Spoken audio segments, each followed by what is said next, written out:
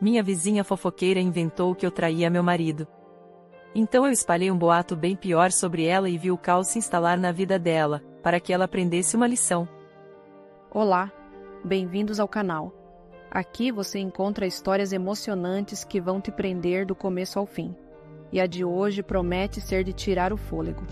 Se você gosta de conteúdos assim, já se inscreva, ative o sininho e deixe o seu like.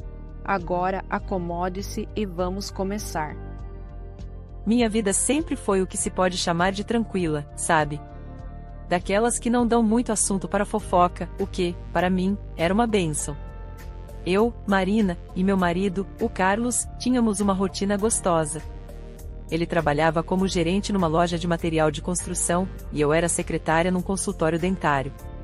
Casados há 8 anos, nosso sobrado geminado era nosso porto seguro, um lugar de paz depois de um dia cheio de trabalho.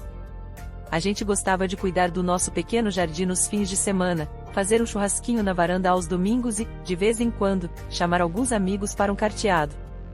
Nada de extravagâncias, apenas a alegria das coisas simples. Nossa rua era como tantas outras, uma mistura de gente que se conhecia há anos e alguns rostos novos que chegavam e partiam. E, como em toda a vizinhança que se preze, tínhamos ela, Dona Lourdes. Ah, Dona Lourdes! Uma senhora que já devia ter passado dos seus 60 e poucos anos, viúva, e com um talento nato para saber da vida de todo mundo.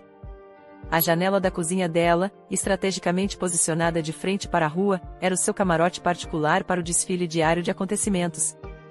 Se alguém chegava mais tarde, se uma visita demorava mais que o normal, se o carteiro entregava uma encomenda diferente, pode ter certeza, Dona Lourdes via. E, mais importante, comentava. Eu sempre tentei manter uma relação cordial, porém distante. Um bom dia ao sair para o trabalho, uma boa tarde ao voltar, um aceno de cabeça se a encontrasse varrendo a calçada. Nunca dei muita trela, como dizem. Sabia que qualquer informação a mais que eu desse poderia virar munição para suas conversas fiadas com as outras comadres da rua. Carlos, meu marido, era ainda mais reservado.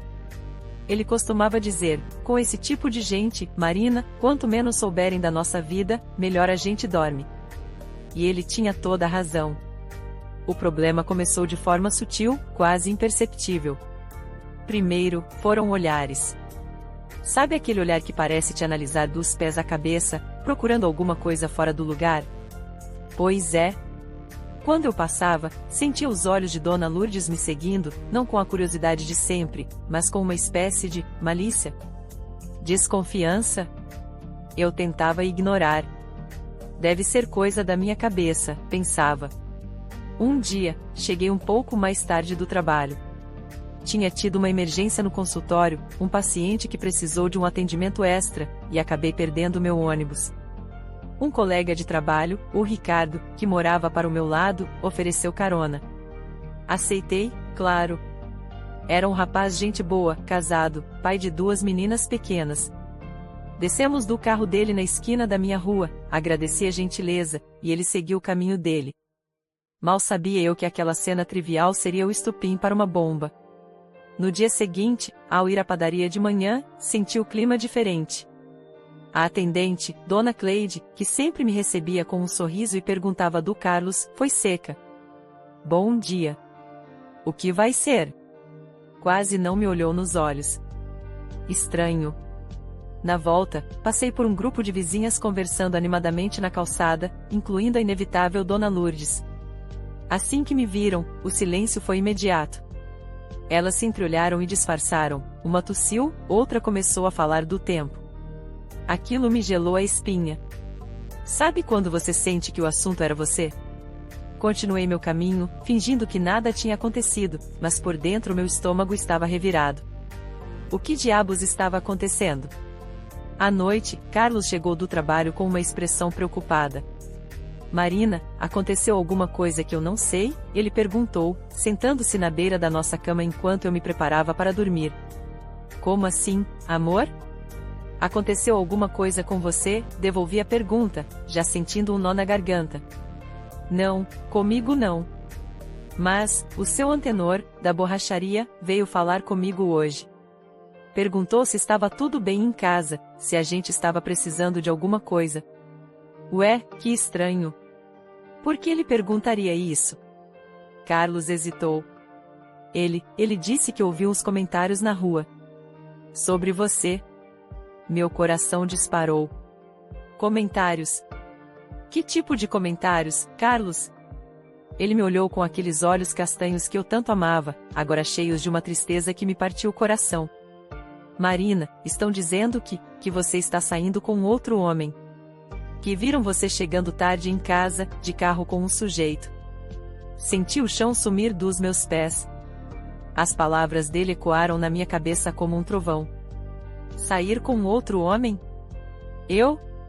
A ficha caiu como uma bigorna, a carona do Ricardo. Dona Lourdes, com sua língua venenosa, tinha transformado um ato de gentileza em uma traição. As lágrimas vieram sem que eu pudesse controlar. Eram lágrimas de raiva, de incredulidade, de uma profunda sensação de injustiça. Não, Carlos. Não. Pelo amor de Deus, isso é uma mentira deslavada, eu disse, entre soluços. Foi o Ricardo, do consultório.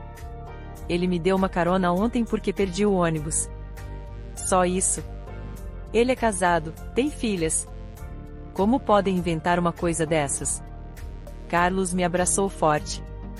Eu sei, meu amor, eu sei. Eu confio em você mais do que em qualquer pessoa nesse mundo. Quando seu antenor falou, eu disse na hora que era fofoca, que minha mulher não faria uma coisa dessas. Mas, o estrago já está feito, Marina. A fofoca já se espalhou. E quem começou isso? Perguntei, embora já soubesse a resposta. A imagem da janela de Dona Lourdes, sempre vigilante, veio à minha mente. Quem você acha? Carlos respondeu, com um suspiro cansado. Dona Lourdes, claro. Parece que ela contou para Dona Gertrudes, que contou para a filha, que contou para o marido, que é amigo do seu antenor. Enfim, a rua inteira já deve estar sabendo e comentando essa barbaridade. Eu me senti suja, exposta, como se tivesse invadido a minha privacidade da forma mais cruel possível. Como uma pessoa podia ser tão má a ponto de inventar algo que poderia destruir a reputação de alguém, um casamento? Minha relação com Carlos era sólida, construída na base da confiança e do amor. Ele acreditava em mim, e isso era o mais importante. Mas e os outros? E a vergonha de andar na rua, de encarar os vizinhos, sabendo o que eles estavam pensando de mim? O que a gente vai fazer, Carlos? Perguntei, a voz embargada. Não vamos fazer nada que eles querem, que é nos abalar, ele disse, firme. Vamos continuar nossa vida. Deixa que falem. Uma hora eles se cansam e arrumam outro assunto. Eu queria ter a mesma convicção dele. Mas, por dentro, uma chama diferente começava a se acender. Não era só tristeza, era raiva. Uma raiva profunda e corrosiva contra aquela mulher que, por puro prazer sádico de espalhar discórdia, tinha decidido manchar meu nome. Eu não era de briga, nunca fui. Sempre preferi a paz. Mas ali, naquele momento, sentada na cama ao lado do meu marido, ouvindo sobre a lama que Dona Lourdes tinha jogado no meu nome, algo em mim mudou. Nos dias que se seguiram, a situação ficou insuportável. Os olhares não eram mais disfarçados, eram diretos, acusadores. Cochichos me seguiam por onde eu passava. No mercado, na farmácia, até mesmo na igreja que eu frequentava aos domingos. Senti-me como uma criminosa. Algumas vizinhas que antes me cumprimentavam com um sorriso, agora atravessavam a rua para não cruzar comigo. Outras, mais ousadas, me lançavam olhares de reprovação explícita.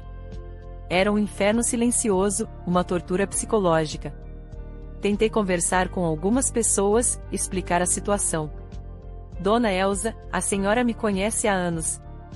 Acha mesmo que eu faria uma coisa dessas com o Carlos? Eu disse para uma vizinha que sempre pareceu mais sensata. Ela me olhou com pena, mas também com hesitação. Olha, Marina, onde há fumaça, há fogo, né? E a Lourdes não ia inventar uma coisa dessas do nada? Do nada? Aquela mulher vivia para inventar coisas do nada. Era o passatempo dela.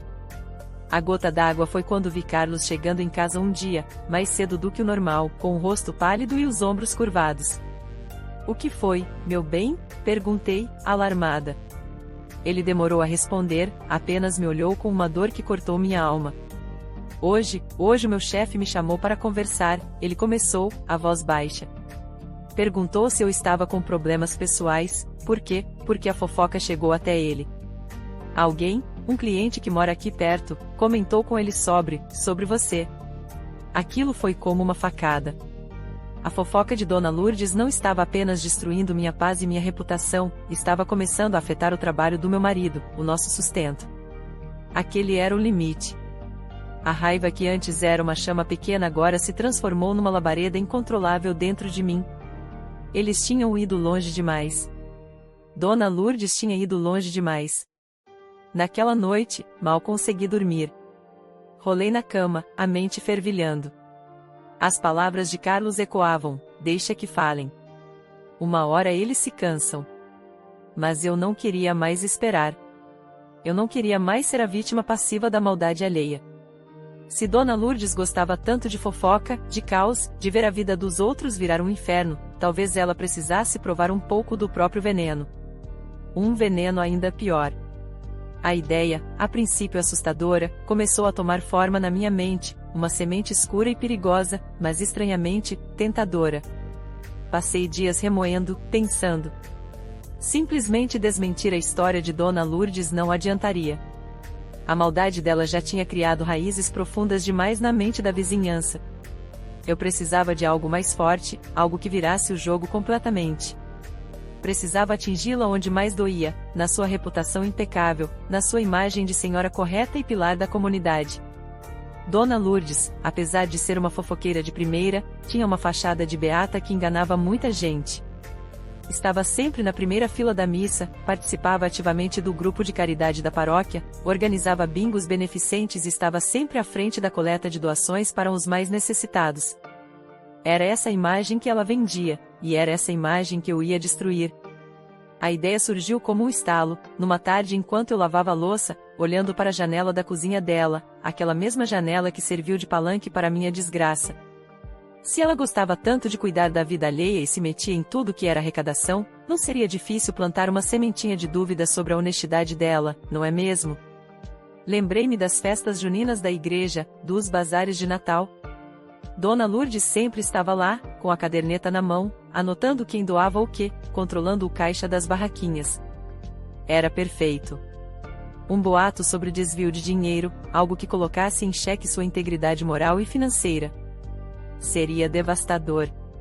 E o melhor, verossímil.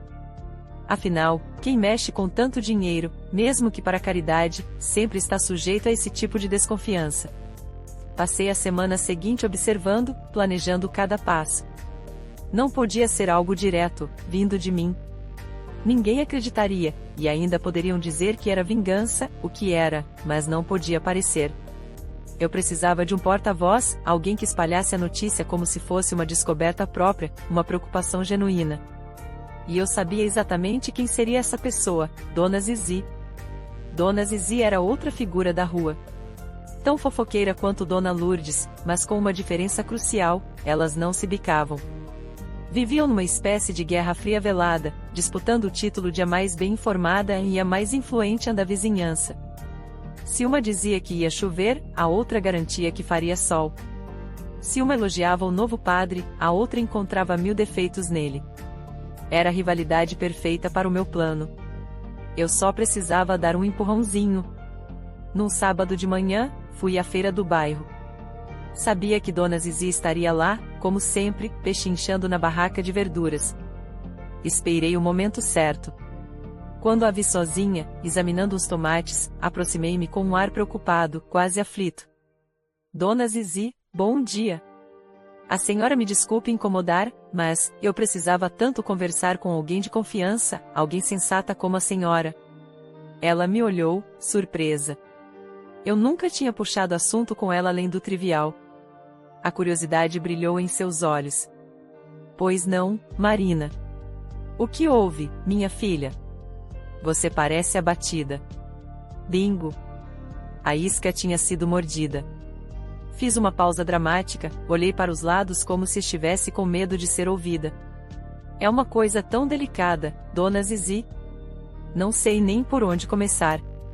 É sobre as arrecadações da igreja. Os olhos dela se arregalaram um pouco.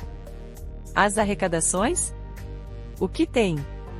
Olha, eu posso estar completamente enganada, e que Deus me perdoe se eu estiver levantando falso testemunho, mas eu vi uma coisa outro dia que me deixou com uma pulga atrás da orelha. Sabe a Dona Lourdes, que está sempre à frente de tudo? Dona Zizi fez uma careta sutil ao ouvir o nome da rival. Sei. O que tem ela? Então, eu estava passando perto da casa dela no dia seguinte à última quermesse, aquela para ajudar na reforma do telhado do salão paroquial, lembra? E eu vi uma sacola de uma loja bem cara, daquelas do shopping, sabe? Sendo entregue na casa dela. Uma loja de bolsas, chiquérrima. E no mesmo dia, mais tarde, eu vi a neta dela comentando com uma amiga que a avó tinha comprado uma bolsa nova, uma fortuna um ponto. Fiz outra pausa, como se estivesse ponderando se deveria continuar. Dona Zizi, a gente sabe que a pensão do falecido marido dela não é essas coisas todas. E ela vive reclamando que o dinheiro mal dá para os remédios. De onde teria saído dinheiro para uma bolsa tão cara, logo depois de uma arrecadação grande na igreja? Deixei a pergunta no ar, a insinuação plantada. Eu não tinha visto sacola nenhuma, nem ouvido conversa de neta. Era tudo invenção minha, cuidadosamente calculada. Mas Dona Zizi não precisava saber disso. Ela ficou em silêncio por um momento, os olhos fixos num ponto qualquer, processando a informação. Vi um brilho diferente surgir em seu olhar, uma mistura de choque e satisfação? Marina, ela começou, baixando a voz.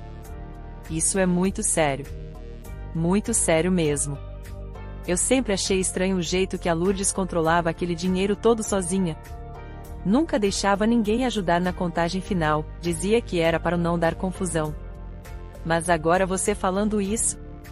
Eu sei, Dona Zizi. Eu estou tão preocupada. Pensei em falar com o Padre Francisco, mas, e se for só uma coincidência?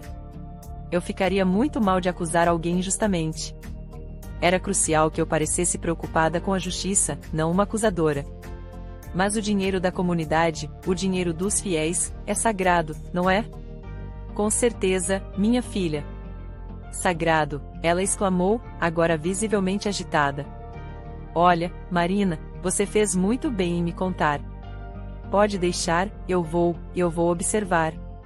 Vou ficar de olho. Se tiver alguma coisa errada aí, a gente vai descobrir. Eu agradeci, com lágrimas falsas nos olhos, e me despedi, dizendo que me sentia mais aliviada por ter compartilhado minha preocupação. Saí da feira com o coração batendo forte, uma mistura de ansiedade e um prazer sombrio. A semente estava plantada. Agora era só esperar Dona Zizi, com sua conhecida língua comprida e sua rivalidade com Lourdes, fazer o resto do trabalho. Não demorou muito. Na segunda-feira, quando voltei do trabalho, já senti uma movimentação diferente na rua. Grupinhos se formavam nas calçadas, cochichando. Desta vez, porém, os olhares não eram para mim. Eram para a casa de Dona Lourdes. Na terça, a coisa ganhou corpo. Ouvi da boca da própria Dona Cleide, da padaria, aquela que tinha sido tão fria comigo, um comentário indignado enquanto eu comprava pão. Você viu só, Marina? Que pouca vergonha. A gente se mata de trabalhar, doa o pouquinho que tem com tanto sacrifício para a igreja, e aí vem uma e desvia o dinheiro. Dizem que a Dona Lourdes anda comprando coisa cara, vivendo no luxo às custas da nossa fé. Eu me fiz de desentendida. Nossa, Dona Cleide, que história é essa? Não estou sabendo de nada. Ah, minha filha, a rua inteira já está comentando. A Zizi contou que viu umas coisas, que desconfiou. Parece que o rombo é grande.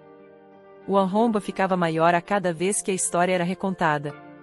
A bolsa cara virou a várias compras de luxo. A suspeita virou a certeza. Alguns já diziam que ela tinha reformado a casa com o dinheiro da igreja, outros que estava mandando dinheiro para um filho que morava longe e vivia endividado. A criatividade do povo não tinha limites. Carlos me olhava com uma mistura de admiração e espanto. Marina, isso foi você, não foi? Ele perguntou, numa noite, quando estávamos sozinhos. Eu apenas sorri, um sorriso que ele não via em mim há muito tempo. Um sorriso que tinha um quê de triunfo. Digamos que eu apenas sugeri que certas pessoas observassem melhor os fatos, amor. A conclusão foi toda delas. Ele balançou a cabeça, mas não me recriminou. Acho que, no fundo, ele também sentia um certo alívio, uma certa satisfação em ver a justiça, mesmo que torta, acontecendo. A dor que Dona Lourdes nos causará ainda estava viva na memória dele também. Eu comecei a observar Dona Lourdes. A mudança foi gradual, mas nítida. Primeiro, ela pareceu confusa. Via os vizinhos cochichando e olhava para os lados, tentando entender o que estava acontecendo. Depois, veio a indignação. Ouvi, da minha janela, ela discutindo aos berros com Dona Zizi na rua. Sua víbora! O que você anda inventando a meu respeito? Eu vou te processar por calúnia. Dona Zizi não deixava por menos. Calúnia? Estou apenas preocupada com o dinheiro da nossa igreja, Lourdes. Se você não deve, não teme. Mostra as contas, então. Abre o livro caixa para todo mundo ver. Ah, a ironia! Dona Lourdes, que vivia de destruir reputações, agora provando do próprio veneno. Aos poucos, a postura arrogante dela começou a ruir. Os olhares que antes eram de reprovação para mim, agora se voltavam para ela com força total. As amigas de fofoca começaram a se afastar. Ninguém mais parava para conversar com ela na janela. Quando ela saía na rua, o silêncio se fazia, ou então os cochichos aumentavam, e ela podia senti-los, assim como eu senti os que eram sobre mim. Vi o desespero começar a tomar conta do seu rosto. Ela tentava se explicar, mas quem acreditaria? Afinal, onde há fumaça, há fogo, não é mesmo? A frase que tanto usaram contra mim, agora se voltava contra ela. O grupo de caridade da igreja começou a questioná-la abertamente. O padre Francisco, um homem bom, mas claramente desconfortável com toda a situação, convocou uma reunião para esclarecer os fatos. Dona Lourdes foi, de cabeça erguida, mas eu vi o tremor em suas mãos. Ela não tinha como provar sua inocência de forma cabal, porque não havia provas de culpa, apenas a fumaça densa e tóxica do boato que eu tinha criado e que agora a sufocava. Eu assistia a tudo de camarote, mas um camarote discreto. Por fora, eu mantinha a mesma postura de antes, a moça injustiçada que apenas observava. Por dentro, um turbilhão de emoções. Havia, sim, uma satisfação imensa em vê-la pagar pelo que fez. Uma sensação de poder, de ter virado o jogo. Mas, às vezes, numa fresta de segundo, uma pontinha de seria culpa? Não, não era culpa. Era talvez a constatação da minha própria capacidade de ser tão calculista, tão fria. Mas essa sensação logo passava, varrida pela lembrança da minha dor, da humilhação que ela me fez passar, do sofrimento do Carlos. Ela tinha colhido exatamente o que plantou. E a colheita ainda estava longe de terminar. O caos estava apenas começando a se instalar na vida dela. Os dias que se seguiram à reunião na igreja foram um verdadeiro começo do fim para Dona Lourdes. O padre Francisco, coitado, tentou ser diplomático. Disse que em nome da transparência e para evitar mais mal-entendidos, seria melhor que Dona Lourdes se afastasse temporariamente das suas funções na arrecadação e no grupo de caridade, até que a poeira baixasse. Na prática, foi uma condenação pública. Temporariamente, na linguagem da vizinhança, significava para sempre. Até a poeira baixar era o mesmo que dizer até que todos se esqueçam do seu suposto crime, o que, sabíamos, nunca aconteceria por completo. A altivez de Dona Lourdes desmoronou como um castelo de cartas. Eu a via da minha janela, às vezes. Ela não ficava mais no seu posto de observação na cozinha. As cortinas, antes sempre abertas para que nada lhe escapasse, agora viviam cerradas. Quando precisava sair, geralmente para coisas essenciais como ir ao médico ou comprar um remédio, ela andava rápido, de cabeça baixa, sem olhar para os lados. Aquela mulher que antes parecia se alimentar da atenção alheia, agora fugia dela como o diabo foge da cruz. As poucas amigas em que ainda lhe restavam evaporaram. Ninguém queria ter sua imagem associada à mulher que roubou o dinheiro da igreja. Dona Zizi, claro, saboreava a vitória. Desfilava pela rua como a heroína que tinha desmascarado a farsante. Volta e meia, eu a ouvia contando para algum grupo, em voz alta o suficiente para que eu pudesse escutar da minha casa. Eu sempre desconfiei. Aquela ali nunca me enganou com aquela cara de santa. Mal sabia ela que tinha sido apenas um peão no meu tabuleiro. Para mim, assistir à queda de Dona Lourdes era como beber um copo de água fresca depois de uma longa caminhada no deserto.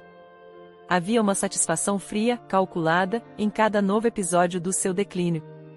Lembrava-me das noites em claro, das lágrimas de humilhação, do medo que senti quando a fofoca atingiu o Carlos. E então, olhava para Dona Lourdes, encolhida, isolada, e pensava, é isso. É exatamente isso que você merece. Houve um dia em que a neta dela, uma menina de uns 15 anos que eu costumava ver passando alegremente, voltou da escola chorando. Ouvi a discussão da soleira da porta da casa dela. A menina gritava que não aguentava mais, que na escola estavam fazendo piada, chamando a avó de Lourdes Mãos Leves. O som da voz embargada da adolescente, misturado aos soluços abafados que imaginei serem de Dona Lourdes, me causou um breve instante de hesitação. Não, não era pena. Era mais uma constatação da dimensão do estrago.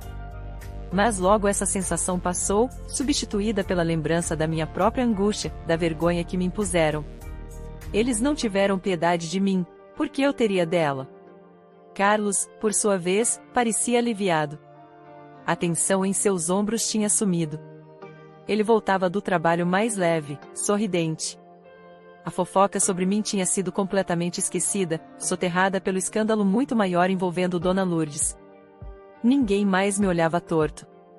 Pelo contrário, alguns vizinhos até vinham conversar comigo, como se quisessem se desculpar indiretamente pelo julgamento precipitado que fizeram. Ainda bem que a verdade apareceu, não é, Marina? Disse-me seu antenor, da borracharia, aquele que tinha alertado Carlos. A gente às vezes se deixa levar por conversa fiada. Mas a justiça tarda, mas não falha. Eu apenas sorri concordando, é verdade, seu antenor. A verdade sempre aparece. Por dentro, eu pensava na ironia daquela frase. A verdade em que eles agora celebravam era uma construção minha, tão falsa quanto a que me vitimou. Mas quem se importava? O resultado era o que contava. O ponto alto do drama de Dona Lourdes, ou talvez o mais baixo para ela, foi durante a festa junina da paróquia. Era um evento tradicional, e ela sempre tinha sido uma das organizadoras principais. Naquele ano, claro, ela não participou de nada. Mas apareceu. Acho que, num último ato de desespero ou teimosia, ela quis mostrar que não estava derrotada. Foi um erro. Ela chegou sozinha, vestida com suas roupas de domingo, mas com uma aparência abatida.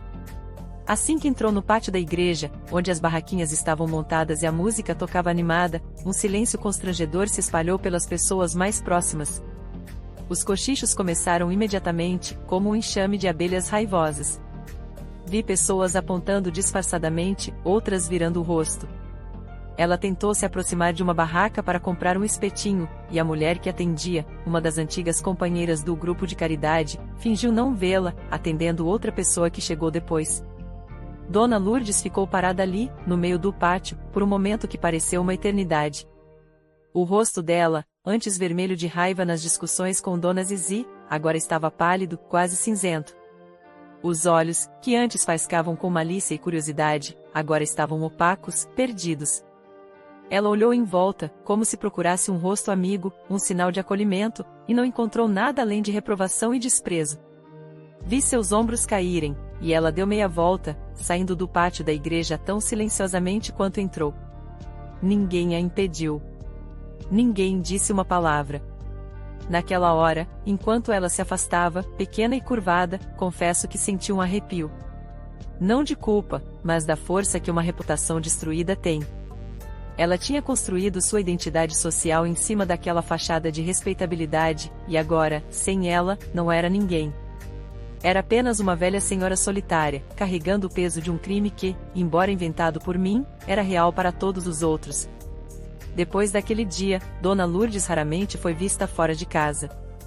As notícias que chegavam eram esparsas, diziam que estava deprimida, que mal comia, que passava os dias na cama. A neta, às vezes, era vista entrando e saindo com sacolas de supermercado, o rosto sempre carregado. A janela da cozinha dela permaneceu com as cortinas fechadas.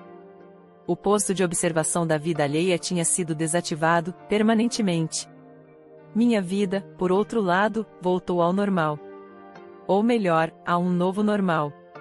Carlos e eu continuamos com nossa rotina, nossos churrascos de domingo, nossos amigos. A sombra da fofoca tinha se dissipado completamente da nossa casa. Eu andava pela rua de cabeça erguida. As pessoas me cumprimentavam com respeito, algumas até com uma admiração disfarçada, como se soubessem, ou desconfiassem, que eu tinha tido algum papel na queda da tirana da vizinhança. Eu nunca confirmei, nem neguei. Deixei que pensassem o que quisessem. Às vezes, à noite, antes de dormir, eu me pegava pensando em todo o processo. Na dor inicial, na raiva, no planejamento meticuloso da vingança. Eu tinha ido longe? Talvez. Tinha usado as mesmas armas sujas que usaram contra mim? Com certeza. Mas o sentimento que predominava não era arrependimento. Era uma sensação de justiça feita, de equilíbrio restaurado. Dona Lourdes tinha provocado uma tempestade na minha vida, e eu tinha devolvido um furacão na dela. Olho por olho, fofoca por fofoca. Numa tarde de sábado, meses depois de tudo, eu estava cuidando do meu jardim quando vi a neta de Dona Lourdes saindo da casa dela. Ela me olhou rapidamente, um olhar que não consegui decifrar, e apressou o passo. Observei a casa de cortinas cerradas. O silêncio que emanava de lá era a prova final da minha vitória. O caos que eu instalei na vida dela era palpável. A fofoqueira tinha sido silenciada, não pela verdade, mas por uma mentira ainda maior e mais destrutiva que a dela. E quer saber? Eu dormiria muito bem com isso. A vingança, para mim, não foi um prato que se come frio. Foi um banquete lento, saboreado a cada instante da derrocada dela. E foi, no final das contas, emocionalmente delicioso. A paz que eu senti agora, a tranquilidade de saber que a fonte da maldade tinha secado, essa sim, não tinha preço. O caos se instalara na vida dela, e na minha, finalmente, reinava a calmaria. Uma calmaria conquistada com unhas, dentes e uma mentira muito bem contada. Gostou da história de hoje? Então ajude o canal apenas compartilhando esta história com 2 amigos, pois isso nos ajudará demais. Comente a sua opinião, e se inscreva no canal, para receber nossas belas histórias. Ative também o sininho das notificações,